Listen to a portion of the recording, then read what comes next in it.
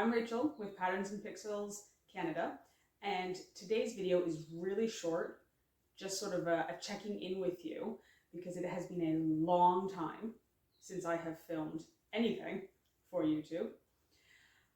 I was fortunate enough to go on holiday recently, and I've been gone for a few weeks, and I used that time to also get my Juki sewing machine serviced.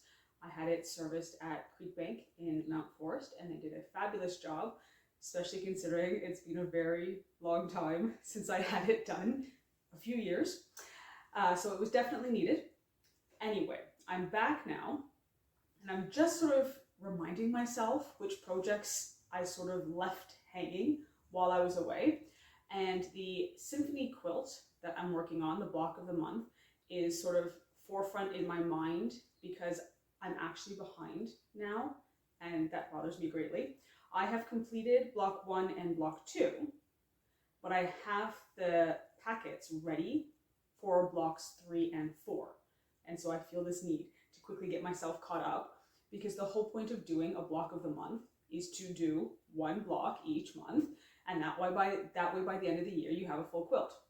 It's not supposed to be that you stockpile all of these blocks and don't get the quilt done, which you can do, to each their own. But for me, I want to keep on top of all of these projects and get them finished as I go. So the first job when I came back was to remind myself what I had already completed. And I had started putting my work into a binder, which very quickly, I don't think my binder idea is gonna work. I thought I could easily fit a whole quilt in here, so I might have to think of something else. Anyway, I have block 1 completed, which was square in a square.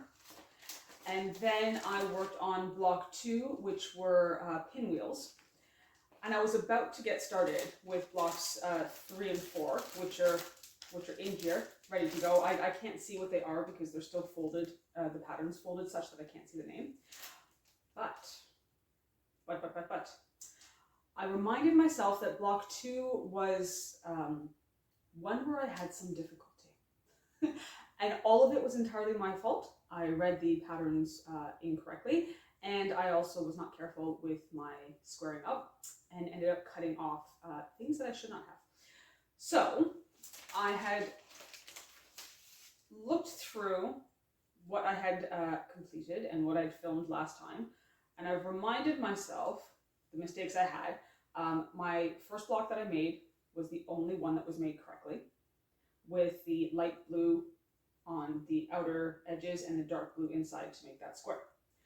The other blocks, because I did not read the pattern correctly, were supposed to have their light blue inside, and I put it all on the outside. So that is a problem that I mentioned in the previous video. I'll have to decide how I want to fix that, because that happened to this one,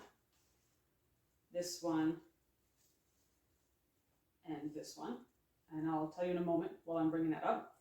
The last block that I had made a mistake with was the one that I had cut incorrectly. And I had taken some time to decide how I wanted to resolve that issue. And I did manage to change it before I went on my holiday.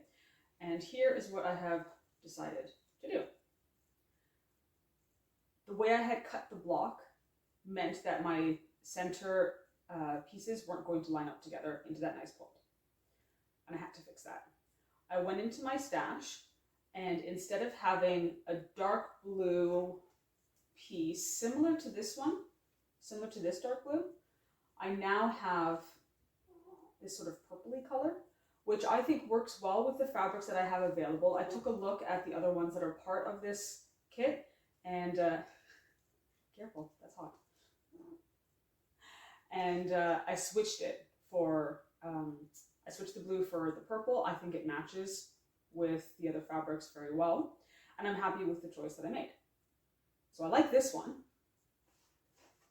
and I like this one, because this one's correct. And then there's these three that I had said in my previous video, I'll decide what to do with those ones when I get to the end of the year, and I have the whole quilt up on my design wall. I might leave them, I might change them, I don't know. The reason why I'm bringing this up though, is because when I went to pick up blocks 3 and 4, because I had been away, Quilt just kept them to the side for me, and they also had my sewing machine. And so I went recently and got everything. They also handed me this. I did not know this was happening. I was absolutely floored. Anyone who's in the quilting world, sewing world, knows that this is a heck of a lot of fabric. And I can't even imagine how much it costs to have all of this. Actually, no, that's a lie. I can't imagine. It's a lot of money. Apparently, I'm not the only one who made a few errors with their cutting and the positioning of things. And they, this is no fault of Quilt. They gave us the fabric specifically in the pattern.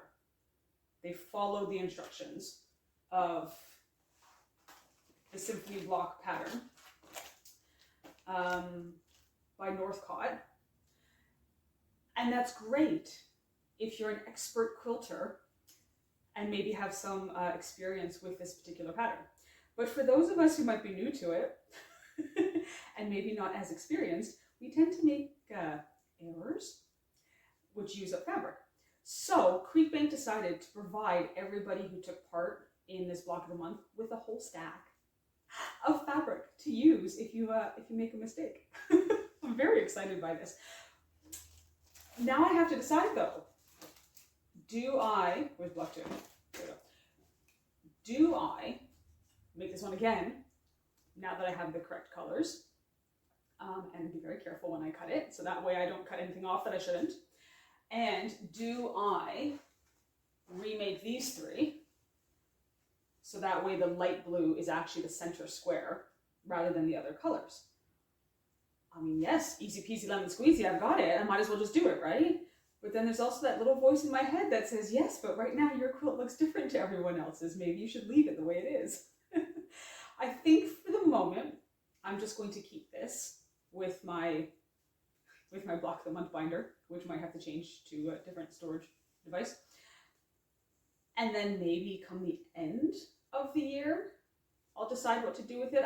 Because they're such big pieces of fabric, I'm already thinking that I might leave my blocks the way they are and then use this to add in something different, like a sashing or something, or another border. I don't know.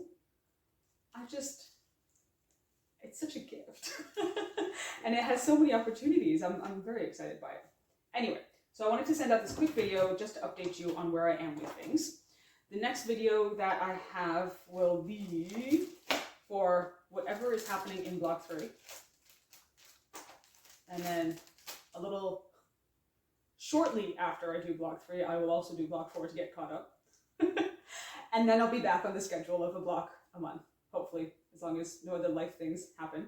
Out here on the farm, we are getting finally into the summer months. Winter has been very long this year, very, very long. And so I tend to sew less in the summer than I do in the winter because I'm out working on the land. I'm hoping I can keep up with my 1 block each month schedule. But the rule in this house is living things take priority. So as long as all the living things have been tended to, then you can sew. And unfortunately, sometimes it takes a lot of time to tend to the living things. So I might not be able to keep up with my schedule. We'll see. Anyway, just touching base. I'm watching salsa now. Are you going to make the jump? That's a pretty high counter. No. Seamus can get up here. He's fine with that. Salsa wants to get up here, but it's not really her thing. No, don't claw that. Now she's playing with the curtain. Alright, let me go sort out the cats. I'll get started on block 3 and there'll be another video very shortly. Thank you for watching. I really appreciate it. And I'll be seeing you in the next video. Bye.